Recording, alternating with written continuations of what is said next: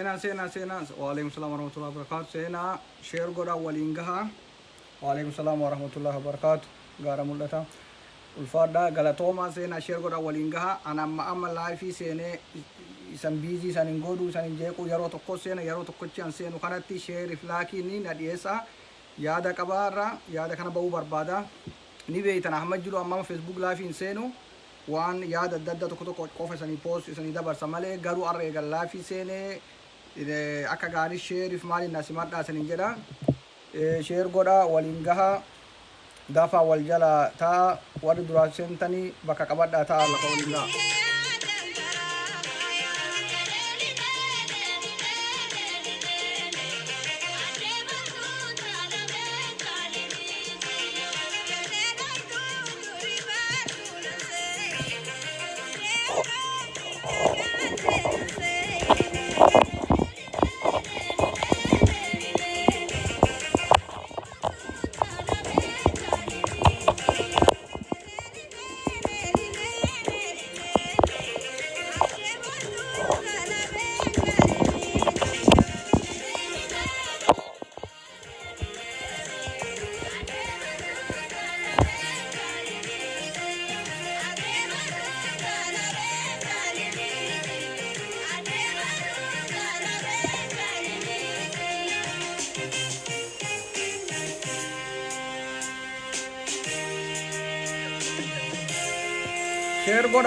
share goda walinga walda kapsisa وعليكم السلام ورحمة الله وبركاته وعليكم السلام ورحمة الله وبركاته share goda walinga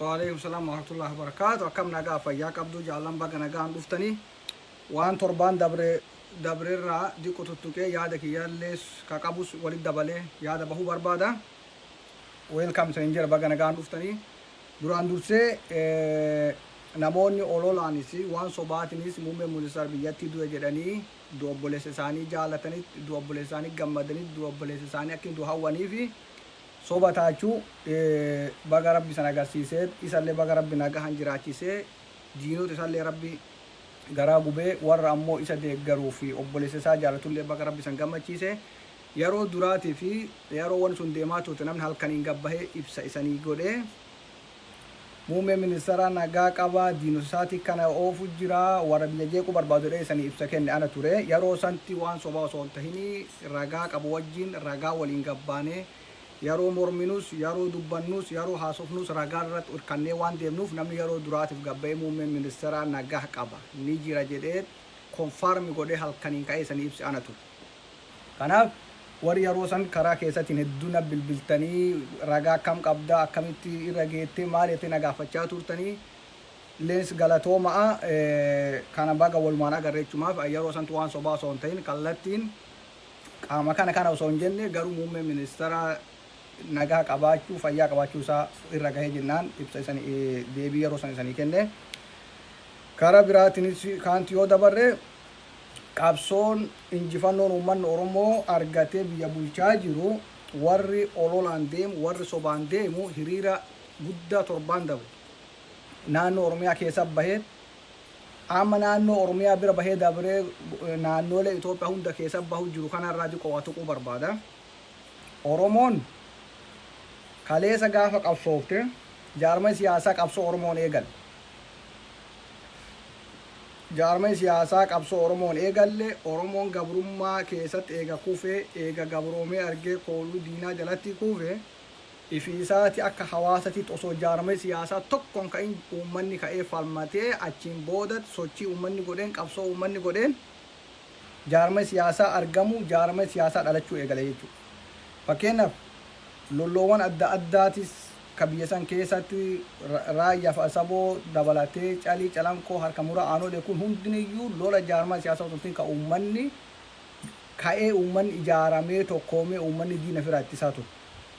Bira baanee dabarree lola qabsoowwan baalee Jinawaaqoo guutuu faan hoogganamtaa Sillaasee keessa maqaa akka uummataatti ka'anii qabsaahaa sadarkaa lola sun bahaa fi dhiyaatti kaabaa kibba jiddugal Oromiyaa hundaatti socho'ee bifa xayyaaran biisuun uummanni Haile Sillaasee dadhabee biyyoota alaa filatee dheessuuni lola uummataan deeme saniin boodatti jaarmee siyaasaa ka Jinawaaqoo guutuutiin hoogganamus ka addi bilisummaa Oromootis ka soora jaaraa baga hunda saniin booda argame jechuudha.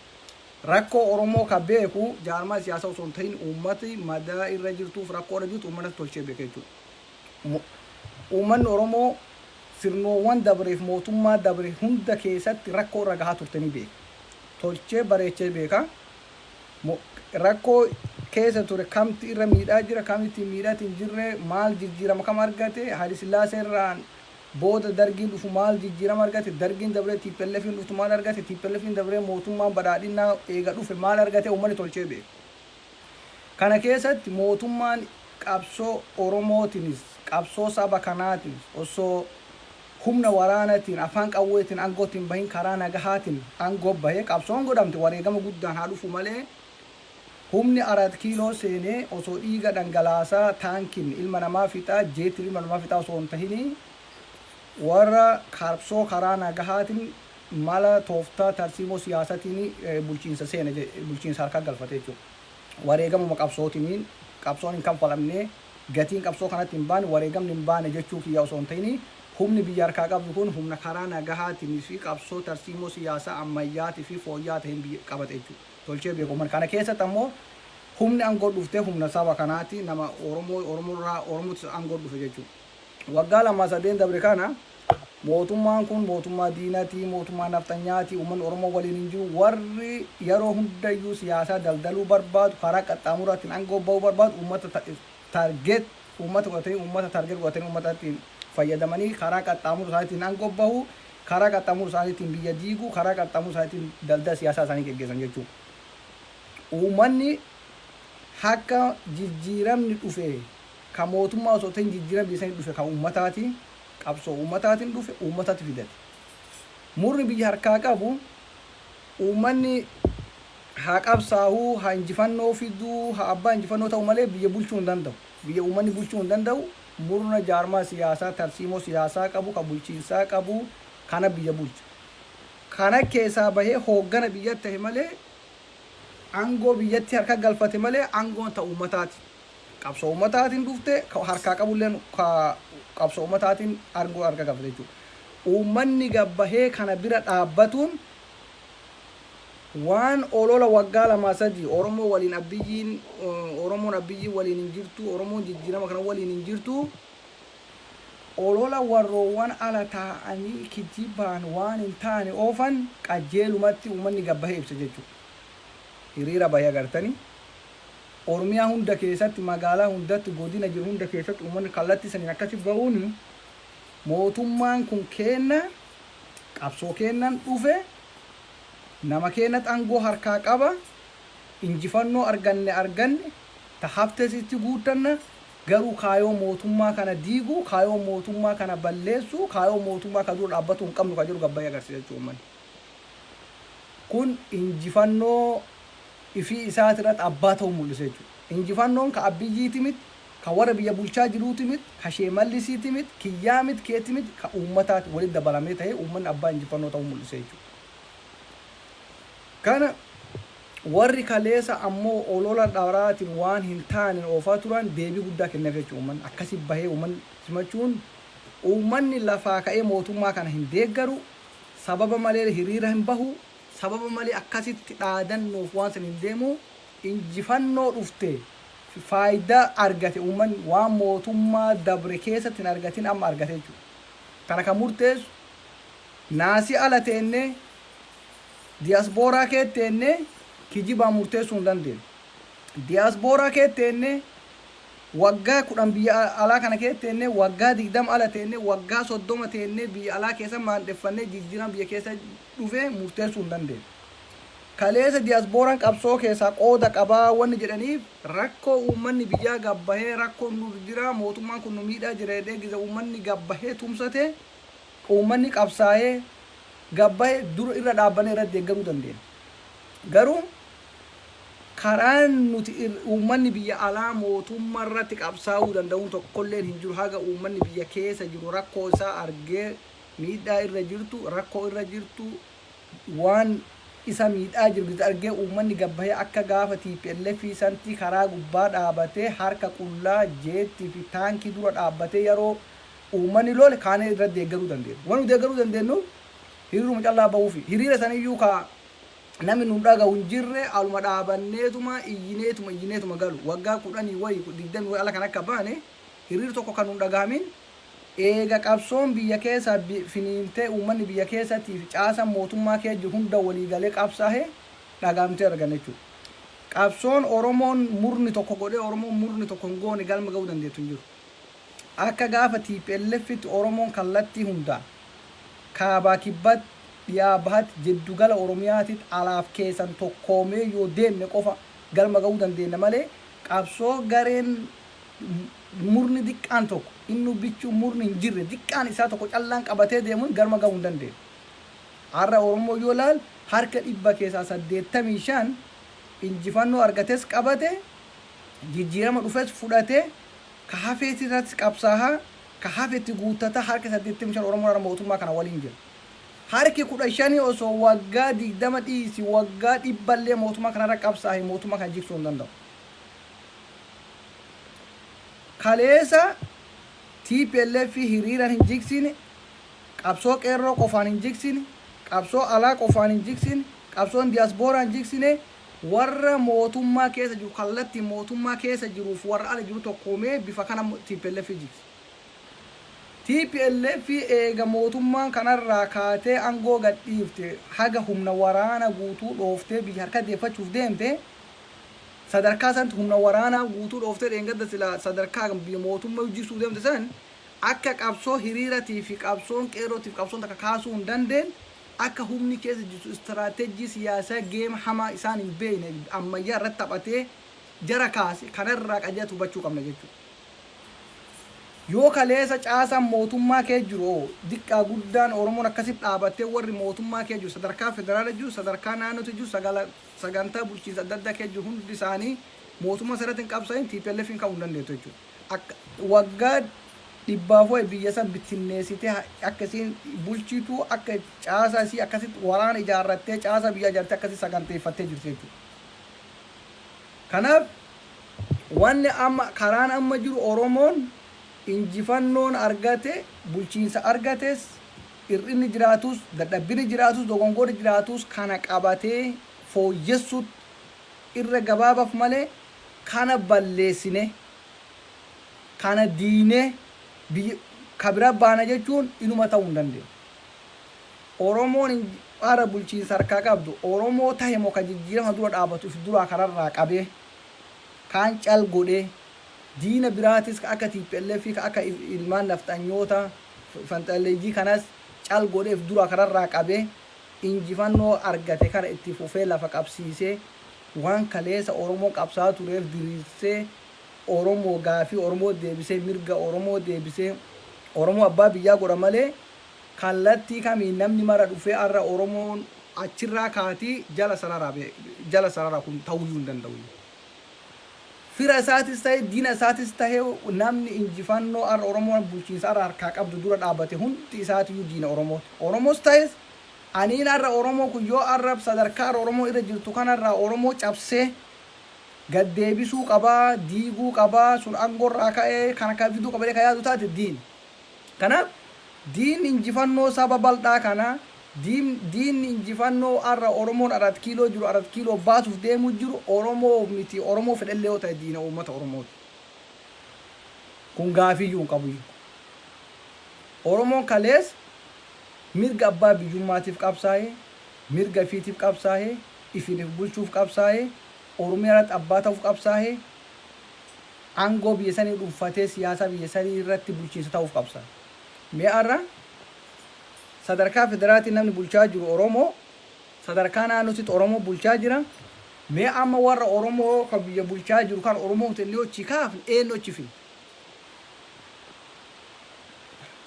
kaleessa aangoo biyya sanii qabachuuf yoo qabsoof har'a ammoo Oromoon nama abiyyi aangoo irraa kaasuuf qabsaa'uun kabiraa aangoo fiduuf qabsaa'uun dogongora.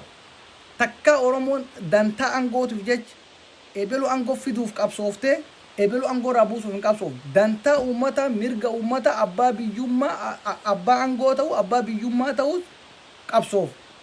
Ka Oromooti qabsaa turelleen kaan. Garuu ebeluun sun ebeluun san aangoo irraa kaas ebeluun sun ka gosa sanii ka naannoo saniis ka godina sanii ka sun aangoo dhufuu qabaaf Oromoo kaayoo akkasiif qabsaa hin beeku. Kaayoo nama dhuunfaatiif Oromoon takkaan qabsoofne. Warroowwan kaayoo nama dhuunfaatiif namni godina kanaa namni naannoo kanaa namni gosa kanaa aangoo bahuu qabaa warri kanaaf qabsooftan kaayoo Oromootiin sabni akkasii qabsaa'u hin jiru. Ara yoo kun Oromoo ta'e achi baafne ka dhufu baafne kan finne eenyu ololle akkanaatiif wanna ebelu kun Oromoo miti kun maali miti namni Oromummaa kan keessirraa mulquu danda'u numa hin jiru. Waan biraa dhiisi namni diina waliin Oromoo miidhe jettee Oromoon seenaa dheeraa irraa dubbataa turte goobana daacetii miti Oromummaa isaa nam tokko irraa tuquu hin danda'u.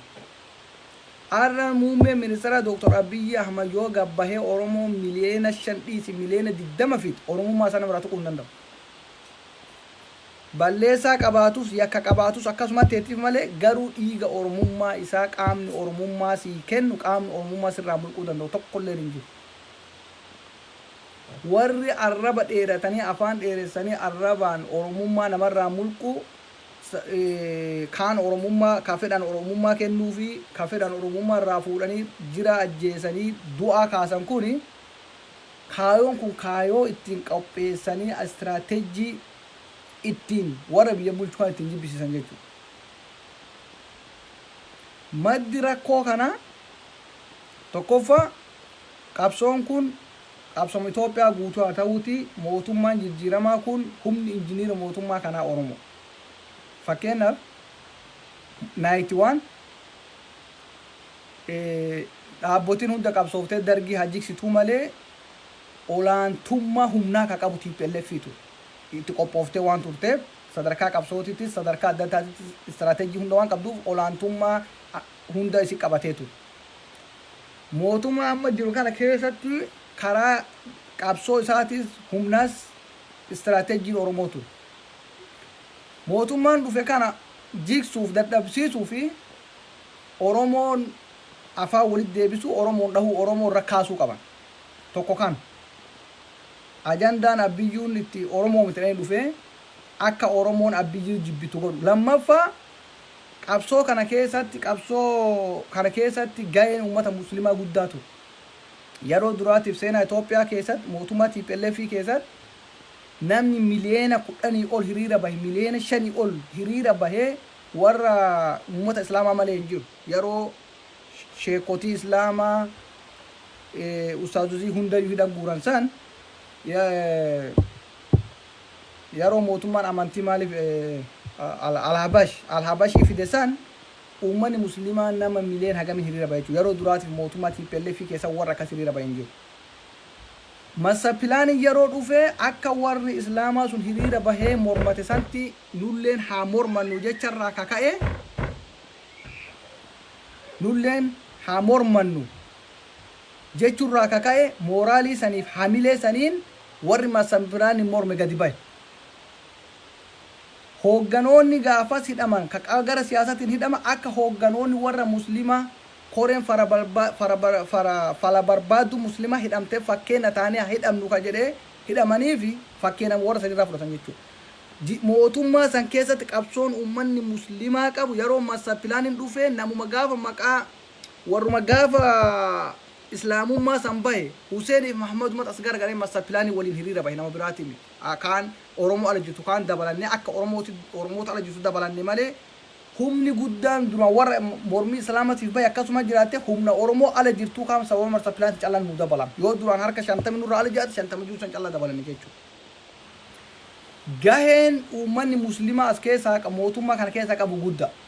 Kanaaf warri mootummaa kana laanfessuuf mootummaa kana cabsuuf barbaadan istiraatejii isaatti fayyadaman tokko humna oromoo kana mootummaa kana rakkaasu humna muslimaa mootummaa kana rakkaasu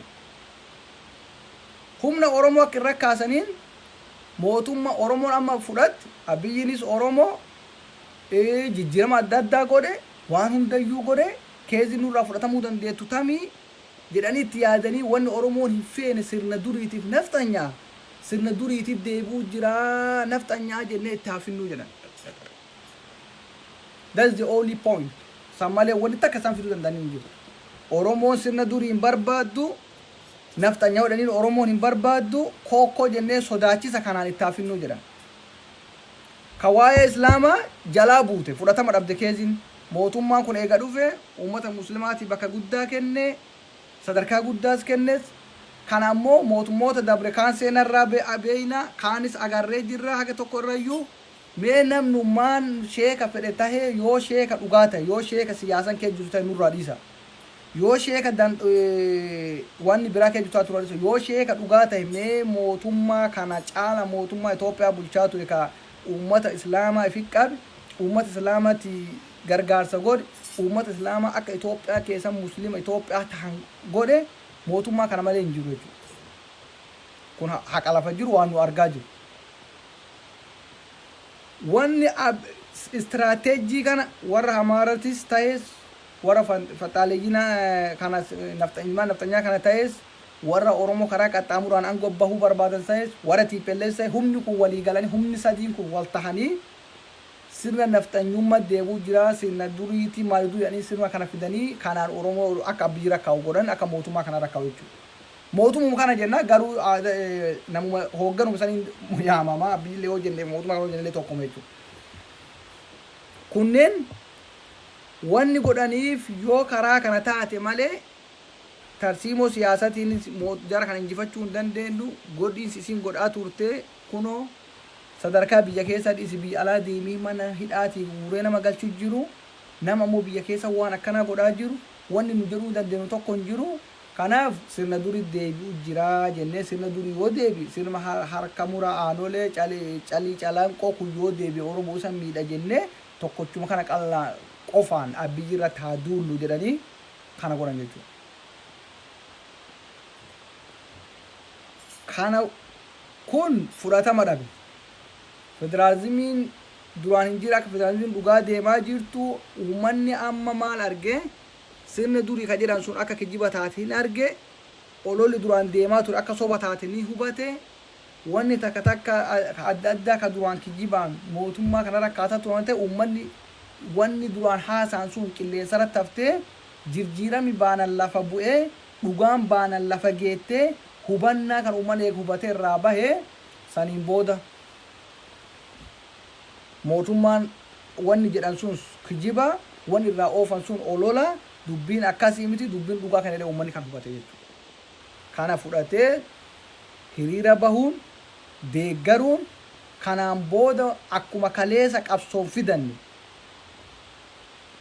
akkuma kaleessa qabsoon fidanne arrallee qabsoon mootummaa kana tiffanna akkuma kaleessa gahee qabsoo keessatti gahee guddaa qabaachaa ture arras deebinee jijjiirama biyya keessatti hojii biyya keessatti mootummaa bira dhaabbachuus waan tokko tokkoon gargaaruus gahee nurraa bahu taphachuuf nuti kana qabnaa jedhanii jijjiirama jiruu fi waan isaanii hundayyuu mul'isan jechuudha.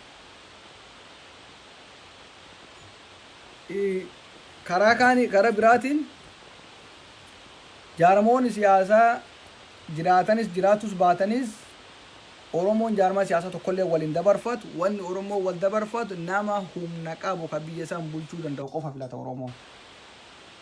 Jaarmaa siyaasaa bar 91 illee qabaachaa ture 91 illee jaarmaa 5 qabaachaa ture.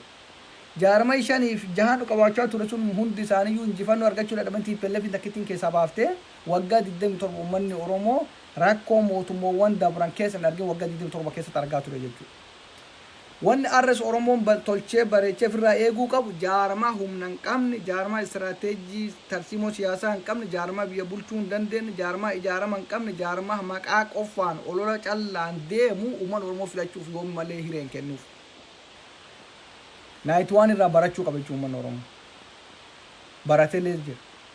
kanaaf nama humna qabu ka biyya san bulchuu danda'u olaantummaa seeraa eeguu danda'u biyya san hoogganuu danda'u sabab sablammoota biyya sanii qabatee deemuu danda'u nama siyaasan isaa sabab sablammoota biyya sanii if jala gurmeessee deemuu danda'u filatu uummanni Oromoo. Maal nama waasirraa dhoowwuu hin dandeenye, nama si nyaachisuu hin dandeenye, nama si obaasuu hin dandeenye, nama bineensa sirraa dhoowwuu hin dandeenye, namni walii waalee ta'uu danda'u tokkollee hin jiru. Jaarmaa siyaasaa jechuun akkas. Jaarmaa siyaasaa tiksee eeyduu hawaasa kanaati. Hawaasa kana akkamirraa eeyda? Diina irraa eeyda, waan adda addaa irraa eeyda, nyaata dhugaatii isaanii qophaasita karaa misoomatiin, ijaarsa mana barnootati jira, buufata fayyaati jira, daandii jira, ijaarsa magaalaati jira, diinagdee biyyaati jira, tarsiima bulchiinsa siyaasati jira. Kun hundi isaatiiyyuu ulaagaa ittiin saba kana ittiin eegan guutee qabaachuu jaarmaa qabu qofa kana tarkaanfachiisuu danda'a jechuudha. Uummanni Oromoo kana laalee keessaa filata. Har'a eenyutti uummanni Oromoo har'a mana barnoota irraa dantaa mana barnootaa qaba, dantaa bishaanii qaba, dantaa karaa qaba, dantaa ijaarsa magaalaa qaba, dantaa qonnaan bultoota akkaataa jallisii makiinaa ittiin qotatan waan adda addaa kana barbaade jechuudha. Ara jaarmaa siyaasaa Oromoo keessaa eenyu yuunivarsiitii takka ijaaruu haga biyya galan kana keessaa jaarmaa siyaasaa ka biyya gal namni sadarkaa waa'ee barnoota irratti qabxiilee barnoota irratti gargaarsa barnoota jaarmaa siyaasaa tokko kan yuunivarsiitii akka dhaqee ilaalee kamti jira. Eenyutu iskuulii tokko haayiskuulii tokko ijaareef, eenyu bishaan tokko qoteef, eenyu mana barnoota tokko ijaareef kana ilaalaa baru uummanni. Arra jaarmaa siyaasaa ka mana barnoota uummata sana ijaaruu danda'u, ka magaalaa ijaaruu danda'u, ka tarsiimoo bishaan godhuu danda'u filatu uummanni Oromoo yoomallee taanan. Qabsoon kaleessa godhaa turre qabsoo abbaa biyyummaa qabsoo biyya. Arra ammoo Oromoon ka filachuu qabu eebelu angorraa kaasee nama san angorraa kaasee san angoo qabsiisaa osoo hin ta'in eenyutti biyyattii naa ijaaruu danda'a, eenyutti mana barnoota naa ijaaruu danda'a, jaarmaa kamti iskuul karaa naa ijaaruu danda'a, jaarmaa kamti misooma naa godhuu danda'a, jaarmaa kamti diinagdee misqonnaa irratti naa mijjeessuu danda'a, jaarmaa kamti beela na baasuu danda'a, jaarmaa kamti dantaa Oromoon qabdu baasuu danda'a qofa filata. Filannoo dhufu kanarratti warri ulaagaa kana hin guunne tokkollee filannoo kana dabruu hin danda'an hin jigan. Warri ulaagaa kana guutan tokko tokkoon hisaabamanii deemuu jiru. Jaarmaa siyaasaa Baale keessan maal qabate, Harargee keessan maal qabate, Wallaga keessan maal qabate, Shawaa keessan maal ijaare, godinootii Oromiyaa jiru hunda keessa jaarmaa mana barnoota ijaaru, jaarmaa misooma irratti uummata gargaara saniif filatama.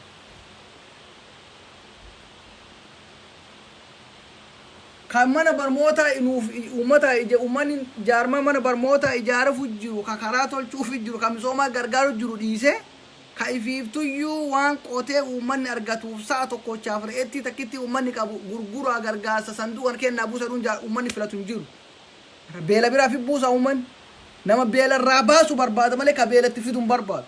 Jaarmaa siyaasaa arra nama loon lama qabu tokko irraa gurgurinaa kenn jedhuun waggaa dhufullee kaayoo naa kenn jedhuun namni sun sa'a lamis ta'uu dhabee beelaa booda humnaanuu fa'arraa fudhate tokko kan. Isanitti illee dheeressuun barbaadu qabxiin kiyya ka lammaffaa ta'e sadaffaa. Kanaan booda Oromoon paartii siyaasaa karaa humnaatiin aangoo bahuu barbaadu deeggaruun dogongora tahaa boodatis seena hamaa nu fida. Jaarmaa afaan qawwee malee aangoo hin qabatu, afaan qawwee malee hin qabsaa'u, afaan qawwee malee hin socho'u jedhu uummanni Oromoo jala sararee dhiisuu qaba. Jaarmaya afaan qawweetiin aangoo bahuu barbaadu gaafa aangoo bahe jaarmaya afaan qawweet amanu osoo aangoo biyya sanii harka galfatellee kasaaraa yoo si fide malee faayidaan fidu hin jiru. Fakkeenya TPLF irraa fudhaa. TPLFin wanni siyaasaa TPLF nama waggaa 27 aangoo irra bulu. Nama waggaa 27 aangoo biyya sanii bulchaa ture. Dimokiraasiitti amanuu dhoowwu. Walqixxummaa ilma namatti amanuu dhoowwu. Jijjiirama biyya saniitti amanuu dhoowwu. Afaan qawweetiin aangoo dhufuusan. jaarmay siyaasaa afaan qawweetiin aangoo dhufe urmii isaa guutuu afaan qawweetiin biisan tiksuu barbaada biisan eeguu barbaada nama itti dubbate mataa callaa keedha afaan qawweetiin arra dhaaba oromoo afaan qawweetiin biyya baana mootummaa qabana jettu yoo deeggartan borillee isaanumaan dhuman oromoon jaarmaa qawweet amanu gayoo bira dhaabbat boris mootummaa abbaa irree irratti taha mootummaa dikteetara irratti taha ka bor ilmaan oromoo guuree fixu ka diqqaa guddaa oromoo bor rashadu warruma afaan qawweet amanu qofa kanaaf jaaram osoo hireen karaa nagaatiin qabsaahuu jiruu osoo dandeettiin karaa nagaatiin angobbahu jiruu osoo biyyi nagaan teettee keessa qabsooftu jiruu namni arra ala bahee ilmaan kan keessi jalaa ficcisiisuu biyyatan tee lola godhuu ifii isaati ifixuu qabsoo hidhannootti amanu wanni bor yoo inni qabsoo hidhannootiin angobbahellee yoo mootummaa abbaa irree mootummaa dikteetara sirratti himalee inni sifiduu takka illee hin jiru kana oromoon jala sararee jaarmaa afaan qawweetiin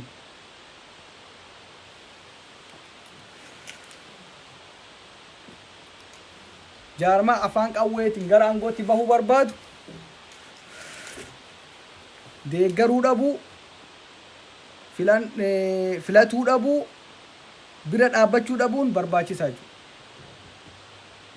hin barbaachisu TPLFin waggaa 27 aangoo dhuufte ka uummata isaanii hin ijaarin qawwuma callaan ka misooma naannoo isaaniitti hin godhin ka naannoo isaanii hin misoomsin ka naannoo isaanii hin jireechin ka naannoo isaanii hin guddisin ka biyya hin guddisin afaan qawweetiin teettee aangoo qofa eeggate jechuudha.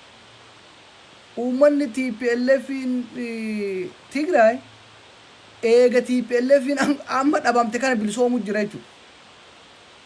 Kanaaf yaada kiyya asumara gabaabsuu barbaada galatooma namoonni as duratti as jalatti masgida gubate maali jettan masgida eenyu gaafila as hedduutti jala ka'aa turte tokko argaa ture masgida qabxiidhuma reefan sii kaasu yoo namsu yoo booda dhufte taa hin beeku masgida ka gube warra islaamaa mootummaa sanirra kaasuuf TPLFinis caasaa isiitis garee isaan jala jiran xiqqoo dabalattee akka humni islaama mootummaa san keessa qabsoo san keessa humni islaama gahee guddaa qabdu akkuma reef kaasetti waan beekaniif mootummaan kunis uummata islaamaa fudhannaa guddaa fi beekamtii guddaa waan kenneef akka uummanni muslimaa irra ka'uuf warri masgida gubee warra san diinagdeenis caasaa isaa goonii namoota qaban ka mootummaan qabe ka caasaa TPLFis ta'uu tahanis ka ergama san fudhatanii deeman bakka adda addaatti nageelle booranaatis baale roobetis jimma keessatis harargee keessatis shawaa keessatti bakka hunda qabaatu na jechuun man yoo laalan akka ergama san taate argan kanaaf namni tokko masgida guban masgida eenyu gubee akkami gubate maaliif gubanii beekuu qaban akkanumaan masgida islaama guban jedhanii islaama gowwoo godhanii islaama mootummaa kaasuun warra akkas yaadu barbaada garuu islaamni gaffageessee warra tokko ka hubannaa hin qabne malee eenyutti gube maaliif gubanii durmaan gubatinii hiree mootummaa haga lafan qabatin mootummaa coomsaa san keessatti itti fayyadamanii warra kana godhaa ture gubaa ture malee maaliif mootummaan biyya bulchu eenyumaa ta'ee mootummaan tokko lafaa ka'ee waniin masgida gubuuf waniin kana godhuuf hin jirtu osoo ka gubu taate kanaa miti mootummaan gubu mootummaan gaafa ifi isaati humna godhatee waan godhuu danda'eetis dhoksuu danda'u waan godhuu danda'ellee humna ittiin qabbaneessu qabu ka'ee waan takka godhuu danda'a jechuudha mootummaan ifiitiyyuu teessoo kennaniifiyyuu hin qabatin irra taa'uu hin danda'in daddaaquu yookaan sosocho'aa jiru kanatti wanni inni jeequmsa kana uumuuf jiru kun caasatoota warra mootummaa kuffisiisuu barbaadu kanat warruma kaleessa jeequmsa naannoo oromiyaa keessa jeequmsa meeqa uumaa ture naannoo amaaraa keessa haga mootummaan kun dhufe jeequmsa fonqolcha mootummaatiif jeequmsa gurguddaa mootummaa miidhuu 37 akka muummee ministeera dura himee turetti warra kaa'oo san qabutti warra ergama san qabu kana raawwate malee wanni amma akkaataa amma propagaandaaf warri jaarmay siyaasaa warri ammoo dantaa biraatiif deemu siyaasaa ittiin fayyadaman kanaaf akkanatti afarsan sanii miti kanaaf yaada kiyya asuma irra gabaabsuu barbaada. Yoo namni ammoo asirratti yaada bira yaada mormiisaa haa ta'us yaada deeggasaa haa ta'uu qabaatu jiraatellee accept isan godhuu danda'a. Ergachuu dandeettan jechuu kiyyaaf.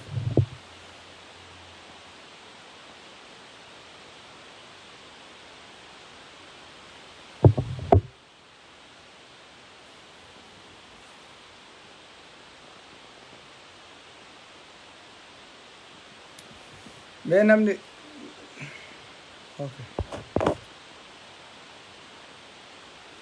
okay galatooma fayyaa ta'an dhageeffachuu keessaniif sheer godhaa waliin gahaa. Namoonni waan raabsitanis osoo suuta deemtanii irra bareeda. Arrabi wanni fidu hin jiru. Yaada mormuu dandeettanii, yaada qeequu dandeettanii, yaada biraa dhiyeeffachuu dandeettanii. Wal arrabsuun homaa faayidaa hin qabdu. Kunneen osoo if kabajallee deemaa, ifillee ilaalaa deemaa, waallee hubataa deemtanii irra bareeda isin jira. Galatooma ulfaadha wayyaa.